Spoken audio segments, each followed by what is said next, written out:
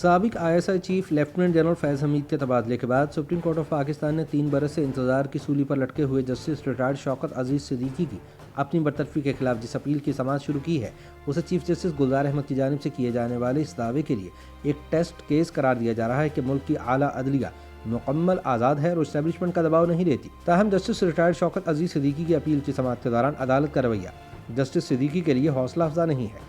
6 دسمبر کو برطرفی کیس کی سماعت کے دوران سپریم کورٹ کے جسٹس عمر عطا بندیال نے شوکت عزیز صدیقی پر اعتراض اٹھایا کہ جب لیفٹیننٹ جنرل فیض حمید نے ان کے گھر جا کر ان سے ملاقات کی اور بقول ان کے ان پر مرضی کا فیصلہ لینے کے لیے دباؤ ڈالا تو انہوں نے متعلقہ افسر کو توہین عدالت کا نوٹس کیوں جاری نہیں کیا۔ ان کا کہنا تھا کہ معاملے پر پردہ ڈال کر جسٹس شوکت عزیز صدیقی مس کنڈکٹ کے مرتکب ہوئے۔ کیس کی سماعت کے دوران پرو اسٹیبلشمنٹ سمجھے جانے والے جسٹس عمر عطا بندیال نے کہا کہ ججز پر بہت سے الزامات لگتے رہتے ہیں لیکن جج اپنے فیصلے سے بولتا ہے۔ تاہم ان ریمارکس کے بعد برطرف ہونے والے سابق جج روسٹرم پر آ گئے اور مشتعل انداز میں کہا کہ تب طاقتور اداروں کے سربراہان میری گردن زنی کرنا چاہتے تھے، میں انہیں توہین عدالت کا نوٹس جاری کرتا تو میرے ساتھ کیا ہوتا، کیا کسی نے میرے ساتھ کھڑا ہونا تھا۔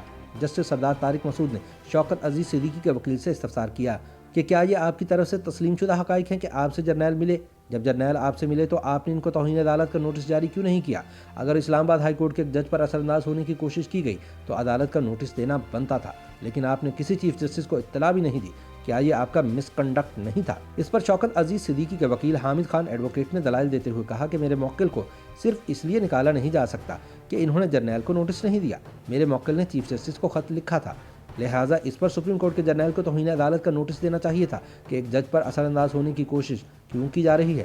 اس پر جسٹس سردار طارق مسعود نے استفسار کیا کہ 28 جون سن 2018 کو جرنیل آپ سے ملے لیکن آپ نے 31 جولائی کو چیف جسٹس کو خط لکھا، 1 مہینے تک انتظار کیوں کیا؟ جسٹس سردار طارق کے سوال پر شوکت عزیز صدیقی جذباتی ہو کر روسٹرم پر آ گئے اور مشتعل ہو کر بولے کہ آپ اس وقت کی صورتحال دیکھیں کہ صورتحال کیا تھی، اداروں کے سربراہان میری گردن کے پیچھے تھے، ثاقب نثار بھی میری گردن کے پیچھے تھے، میں اگر نوٹس جاری کر دیتا تو کیا کچھ ہو جاتا، اس کے بعد اگر آپ مجھے پھانسی دیں گے تو دے دیں۔ شوکت عزیز صدیقی نے مزید کہا کہ مجھے 23 سال بطور وکیل، 7 سال بطور جج اور 3 سال بطور سائل ہو گئے ہیں، میں اس نظام کو بہت اچھے سے سمجھتا ہوں۔ اس پر عدالت کا ماحول ایک دم کشیدہ ہو گیا۔ بینچ کے سربراہ جسٹس عمر عطا بندیال نے شوکت عزیز صدیقی کے جذباتی رویے پر اظہار برہمی کرتے ہوئے ان کے وکیل سے مخاطب ہو کر کہا کہ حامد صاحب آپ نے دانستہ خاموشی اختیار کی ہے، جب آپ کے موکل نے اس عدالت کی تصحیح کی تو آپ خاموش رہے۔ جسٹس عمر عطا بندیال نے کہا کہ جس طرح آپ کے موکل پھٹ پڑے یہ ہر لحاظ سے غیر معیاری اور غیر موضوع ہے، آپ نے شوکت عزیز صدیقی کی خاموش رہ کر حوصلہ افزائی کی۔ جواب میں حامد خان نے عدالت سے کہا کہ میں معذرت کرتا ہوں، جذبات اکثر آڑے آ جاتے ہیں۔ اس پر جسٹس عمر عطا بندیال نے کہا کہ جذبات کی یہاں کوئی جگہ نہیں، ہمیں یہ انداز بالکل پسند نہیں آیا، آپ اپنے موکل کو اجازت دیتے رہے کہ وہ عدالت کی تصحیح کرتے رہیں۔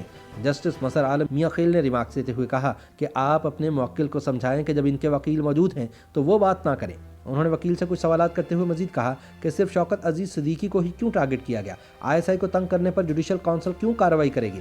وکیل حامد خان نے جواب دیا کہ شوکت صدیقی ISI کو تنگ کرتے تھے اس لیے ٹارگٹ کیا گیا، ایجنسی والے سمجھتے تھے کہ شوکت عزیز صدیقی آزاد جج ہے۔ فیض آباد دھرنا کیس میں ریمارکس پر بھی جوڈیشل کونسل نے انہیں شوکاز بھیجا۔ اس پر جسٹس عمر عطا بندیال نے کہا کہ ریمارکس دیکھ کر اندازہ ہوگا کہ جج آزاد تھے یا پہلے سے ذہن بنایا ہوا تھا۔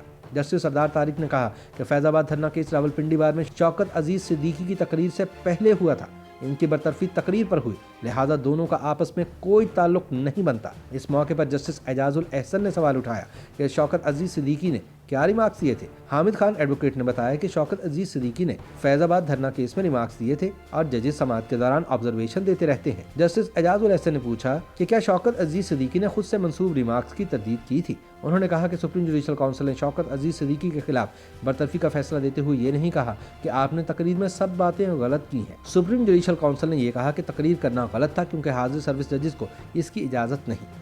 دوسری جانب شوکت عزیز صدیقی کا موقف ہے کہ بطور جج یہ آپ کا حق ہے کہ آپ کسی کے بارے میں بھی جو مرضی کہیں، حالانکہ ایک جج کو اپنے جذبات کا اظہار کرنا ہو تو وہ اپنے اعتماد کے وکلاء کے پاس جا سکتا ہے۔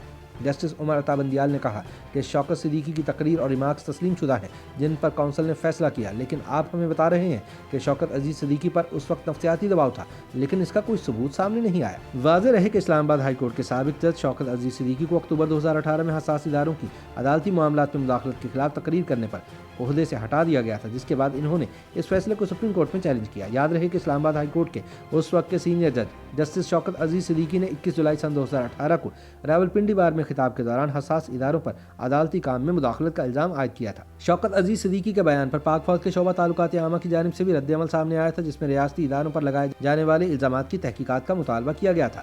بعد ازاں سپریم جوڈیشل کونسل نے اس وقت کے چیف جسٹس میاں ثاقب نثار کی سربراہی میں شوکت عزیز صدیقی کو برطرف کرنے کا فیصلہ سنایا تھا۔